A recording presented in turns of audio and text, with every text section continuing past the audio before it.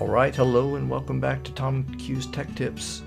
This is January of 2024, and today I'm just going to give you 2 reasons why at this point for live production I'm going to stick with FiLMiC Pro over the Blackmagic Camera App. So let's dive right in. This is what you're looking at here is on the lower part is the Blackmagic Camera App interface, which you've probably seen before. And then my clean feed, which at the top, which is live. So biggest problem by far is that there are 2 buttons on this interface. Let's just zoom in on the interface. All right, in the lower right, there are 2 icons, settings and chat. So the biggest problem for me is going to be settings. Although if I do ever start using the Blackmagic Cloud, the chat button is equally a problem. But this is, in my opinion, worse than the fade to black button on the A10, because the fade to black button, I'm not tempted to press it in a live production. But this one I am. If there's some reason I need to get into the settings, as soon as I touch it, and let's go back to this view, as soon as I touch either chat or the settings button, no matter what setting I was going to go into, my clean feed goes black. Let's try to go back to the camera. I've had instances where going into the settings and then going back to camera, it still doesn't recover the clean feed. So that without me unplugging the camera and plugging it back in to the lightning cord. So may not be a problem with the newer phones. So the same thing happens in chat. Let me just touch that and go back to camera. So the clean feed goes black. So anyway, let's zoom in. I'm going to fire up this guy right here. I purchased this. I just knew that I wasn't going to be satisfied with knowing that this product exists and not getting my hands on it. So I went to B&H and saw that it was on sale for about $20 off. And so I'm going to go ahead and fire this guy up. And I really love the feel of it, but let's go ahead and turn it on with the record button for a couple of seconds. So it's turns on very quickly. But when you turn it on, it is not going to control your Blackmagic app until you do 2 things. One is touch the Bluetooth icon, turn on Bluetooth here. Let's go back to the main deal. It's still not controlling the Blackmagic app. So the second thing I need to do, let's go back over here, is touch, you guessed it, the settings button. So I'm going to touch that. My clean feed goes black. And you come down to accessories, Nucleus Nano, and change to that. And then now it works great. So anyway, let's go here. At least I think it's working. Yep. So we're coming into focus. If I turn over here and press zoom, we've got zoom going on. So I've also noticed a little bit of jumpiness sometimes. So I haven't quite figured out all the ins and outs of that. So I do have feedback on where I'm at with focus, where I'm at with zoom. There is no option to control any kind of exposure with this device. I'm pretty sure this is something that is not Tilta's fault, because I didn't really pay attention to this in the notes of the Blackmagic Camera App 1.1, but it clearly says that with the Tilta devices you get record, zoom, and focus. There is no mention of exposure, so I'm pretty sure Tilta can't implement what is not supported by Blackmagic. So also it does give me, and let's see if I can, all right, there we go. That's probably as close as I can get. Right here, there is a standby option.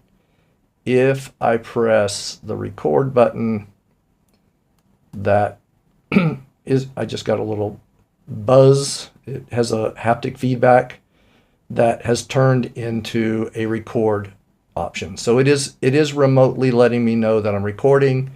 It does give me feedback on the focus. It does give me feedback on the zoom. And of course, I've got the feedback that I'd be getting on the ATEM multi-view. So anyway, I'm actually going to send this back for now. I think the funds will be better used getting an iPhone 15 Pro, which will give me the USB-C to be able to do HDMI out, dual channel audio in, Ethernet out, SSD, record. So all of those things which I can't do simultaneously with the 12 Pro Max. So anyway, I'm going to be sorry to let this guy go for now. This could change. What I'm talking about could change any minute. But just for a moment, I'm going to switch over to the FiLMiC app. So let's get out of there. And those of you that have this, you'll be familiar with it. But basically, so this is the FiLMiC app. If I touch any of the settings, I still have my clean feed. It is not being affected whatsoever by me going in here. If I needed to change any of these things after I've gone live, it is not a problem. Of course, in the scenario where I use this, I need to be able to control these things remotely. There is no Tilta support by FiLMiC, but what they do have is the FiLMiC remote option inside the app. So I have fired up this the FiLMiC app on an iPad, and I can connect to my 12 Pro Max or whatever phone it is. And I've got control over record. I have focus and exposure. I have zoom. So anyway, let's switch back to this view. So what I'm controlling on the remote app here is actually, now this is the iPad that I'm using for this is an old iPad mini. It's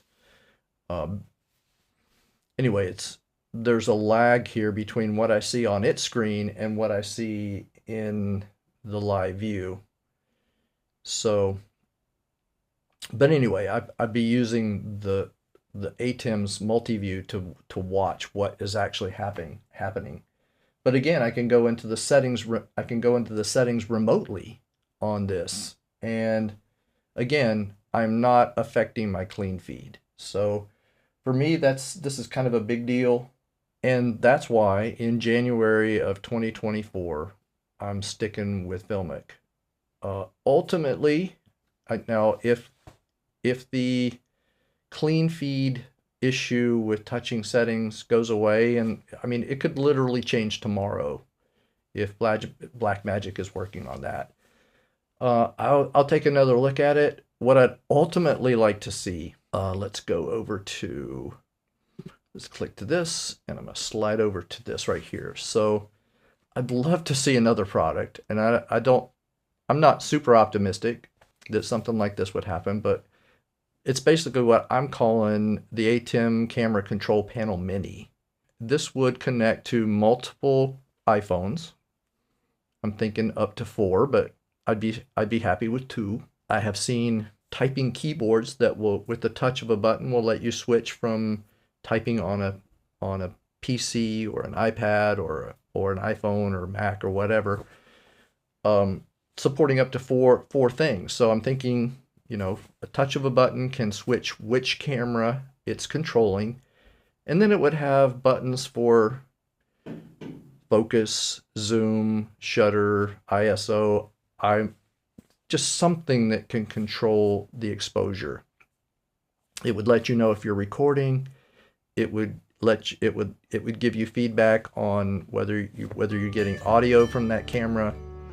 It would show your time code. So anyway, thank you for tuning in to Tom Q's Tech Tips. Hope to see you again soon with better news. Have a good day.